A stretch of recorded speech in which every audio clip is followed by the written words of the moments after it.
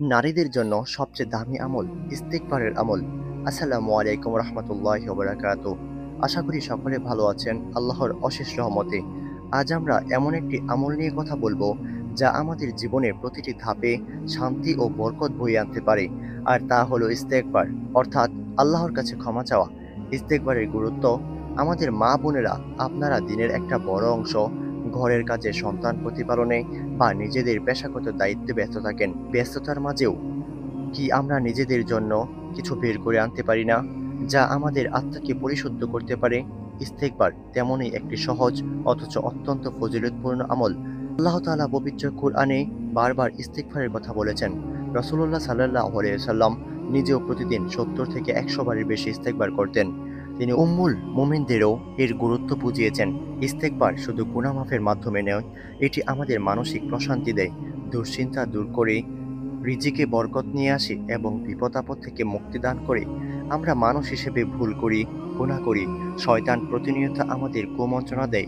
তাই আমাদের উচিত ছোট বড় সব গুনাহের জন্য আল্লাহর কাছে ক্ষমা প্রার্থনা করা।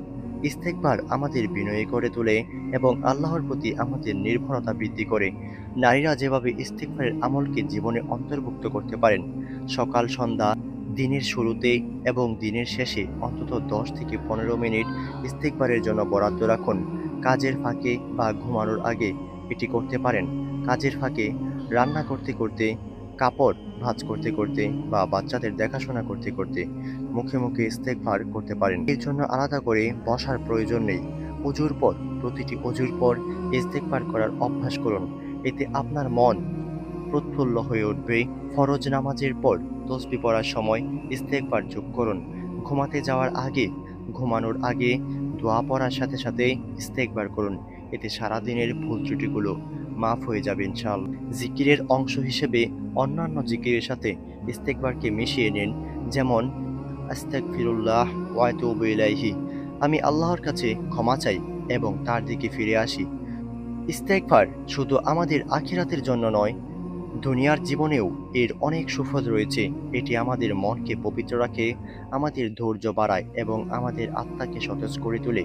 যখন আমরা আল্লাহর কাছে ক্ষমা চাই, তখন আল্লাহ তাআলা আমাদের প্রতি আরও দয়ালু হন এবং আমাদের মনের বোঝা হালকা করে দেন। সুতরাং আসুন আমরা সকলে ইস্তেগফারের এই বরকতময় আমলটিকে আমাদের জীবনের অংশ করে নেই।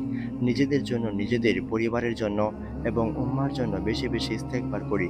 আল্লাহ তাআলা আমাদের সবার ভুল ত্রুটি ক্ষমা করুন এবং আমাদেরকে নেক হায়াত দান করুন। আমিন।